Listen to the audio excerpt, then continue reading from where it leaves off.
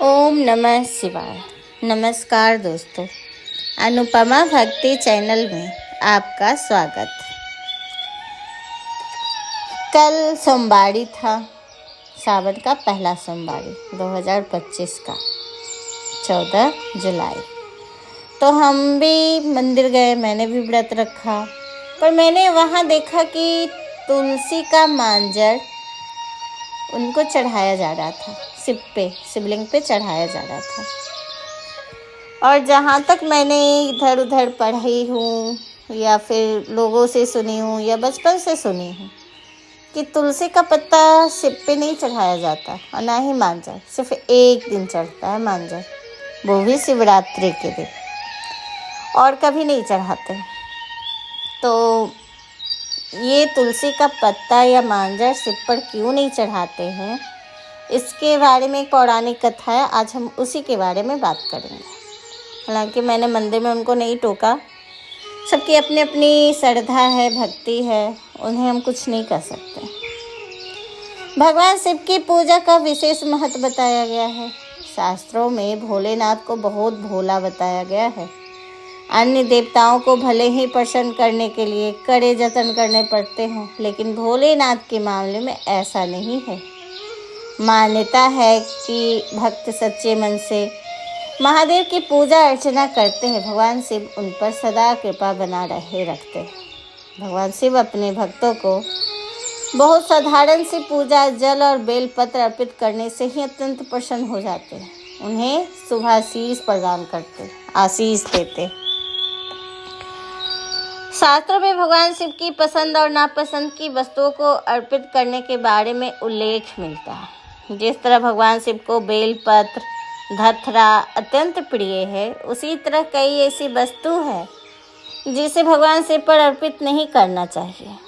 उन्हें तुलसी बिल्कुल पसंद नहीं है। भगवान शिव को तुलसी नहीं चढ़ाना चाहिए, उनको हल्दी भी नहीं चढ़ाना चाहिए, क्योंकि हल्दी गर्म होता है और भगवान शिव विष पिए थे, इसलिए हल्दी भी उनको नहीं चढ़ाया जाता है। उनको ठंडी चीज़ें ही चढ़ाई जाती है। और कुमकुम, रोड़ी, ये सब चीज़ें भी उनको पसंद नहीं है। उनको सिर्फ चंदन ही चढ़ाया जाता है, लगाया जाता है। तुलसी चढ़ाने से भक्तों को उनके रौद्र रूप का शिकार होना पड़ सकता है।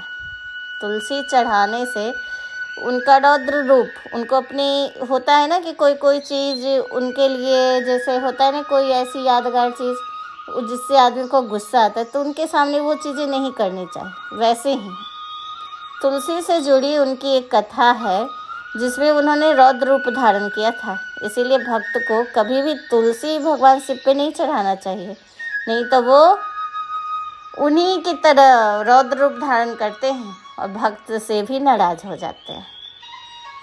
तो इसकी पौराणिक कथा यह है कि पौराणिक कथा के अनुसार पूर्व जन्म में तुलसी का नाम वृंदा था, जो जलंधर नाम के एक राक्षस की पत्नी थी। जलंधर भगवान शिव का ही अंश था, लेकिन अपने बुरे कर्मों के कारण उसका जन्म राक्षस कुल में हुआ। असुर राज जलंधर को अपनी वीरता पर बहुत घमंड था।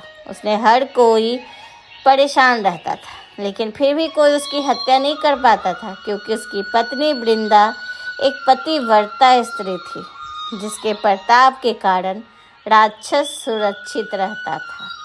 वृंदा के सतीत्व के ही कारण वो सुरक्षित रहता था। जलंधर उसको कोई मार नहीं सकता था। राक्षस जलंधर की मौत के लिए वृंदा का पतिव्रत खत्म होना जरूरी था। असुरा जलंधर का अत्याचार बढ़ने से लोगों को रोकना था, लोगों पर अत्याचार करने से। इसके लिए भगवान विष्णु ने राक्षस जलंधर का रूप धारण कर वृंदा के पतिव्रत धर्म को तोड़ दिया। जब वृंदा को यह जानकारी हुई कि भगवान विष्णु ने उनका पतिव्रत धर्म को तोड़ दिया है, तो उन्होंने भगवान विष्णु को श्राप दे दिया। वृंदा ने श्राप में रुष्ट होकर विष्णु जी ने बताया कि वे उनका राक्षस जलंधर से बचाव कर रहे थे। उन्होंने वृंदा को श्राप दिया कि वो लकड़ी बन जाए।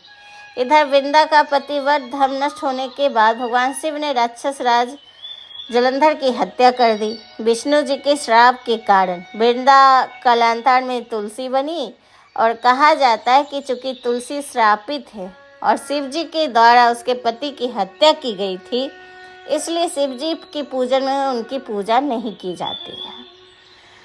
वृंदा ने भी भगवान विष्णु भगवान को श्राप दी थी और कहा था कि आप भी पत्थर के हो जाएं।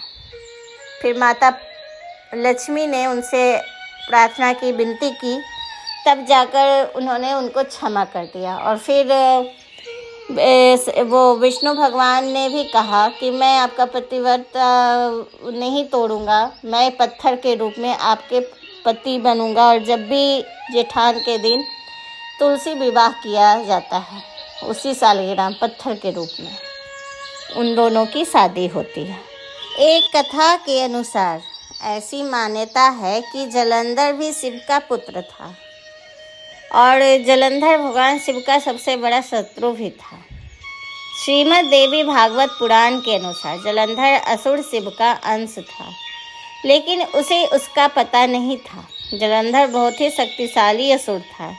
इंद्र को पराजित कर जलंधर तीनों लोक का स्वामी बन बैठा था। कहते हैं यमराज भी उससे डरते थे। श्रीमद् देवी भागवत पुराण के अनुसार एक बार भगवान शिव ने अपना तेज समुद्र में फेंक दिया, इससे जलंधर उत्पन्न हुआ। माना जाता है कि जलंधर में अपार शक्ति थी और उसकी शक्ति के कारण उनकी पत्नी वृंदा के पतिव्रत धर्म के कारण सभी देवी देवता मिलकर भी जलंधर को पराजित नहीं कर पा रहे थे। जलंधर को इससे अपनी शक्तिशाली होने का अभिमान हो गया था और वह वृंदा के पतिव्रत धर्म का अवहेलना करके देवताओं के विरुद्ध कार्य कर उनकी स्त्रियों को सताने लगा था। जलंधर को मालूम था कि ब्रह्मांड में सबसे शक्तिशाली कोई और तो वह है देवों के देव महादेव। जलंधर ने खुद को सर्वशक्तिमान रूप में स्थापित करने के लिए पहले इंद्र को पराजित किया और त्रिलोकीपति बन गए। उसके बाद विष्णु लोक पर आक्रमण किया और फिर उसने भगवान शिव पर विष्णु को परास्त कर देवी लक्ष्मी और विष्णु को से छीन लेने की योजना बनाई।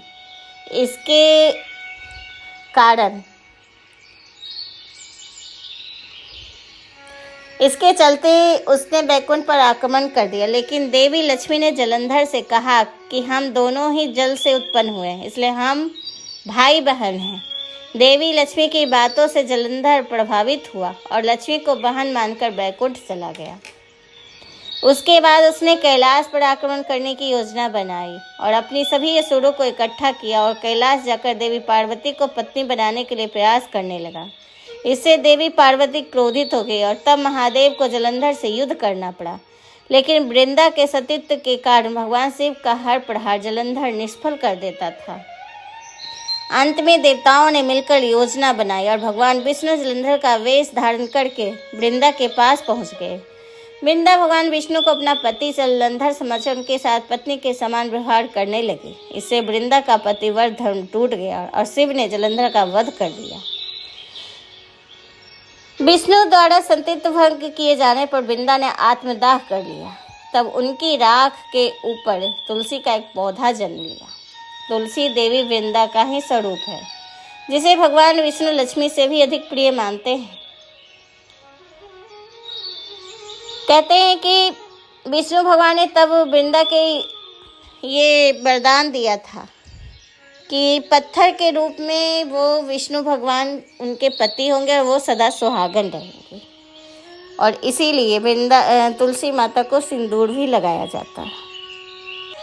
एक कथा के अनुसार तुलसी को भगवान विष्णु की पत्नी देवी लक्ष्मी का स्वरूप माना जाता है और उन्हें शिव जी को चढ़ाना उचित नहीं माना जाता है, क्योंकि भगवान शिव के इष्ट देव विष्णु भगवान हैं। उनकी पत्नी को शिव पे चढ़ाना उचित नहीं, शिव इसे पसंद नहीं करते हैं, इसलिए भी तुलसी उन पे नहीं चढ़ाना चाहिए। तुलसी चढ़ाई जाती है शिव पर, तुलसी नहीं उनकी मांजर, वो भी विशेष दिनों में, यानी बैकुंठ चतुर्दशी के दिन। यह दिन कार्तिक पूर्णिमा के शुक्ल पक्ष चतुर्दशी को मनाया जाता है। उस दिन आप भगवान विष्णु और भगवान शिव की दोनों की पूजा की जाती है और उस दिन भगवान शिव को तुलसी का मांजर अर्पित किया जाता है और भगवान विष्णु को बेलपत्र। कहते हैं कि उस दिन ये पूजा करने से विशेष फल की प्राप्ति होती है। और भगवान शिव और विष्णु अर्धनेश्वर दोनों एक ही में समाये हुए अर्धनेश्वर का ही रूप धारण करते, आधा विष्णु भगवान और आधा शिव, इसलिए दोनों का एक साथ उस दिन पूजा की जाती है कार्तिक चतुर्दशी को। तो आपको ये वीडियो कैसा लग रहा है हमें ज़रूर बताइए। अगर ये आपको सुनने में अच्छा लग रहा है तो प्लीज़ हमें सब्सक्राइब कीजिए, लाइक कीजिए और ये वीडियो सुनने के लिए आपका बहुत बहुत धन्यवाद। नमस्कार।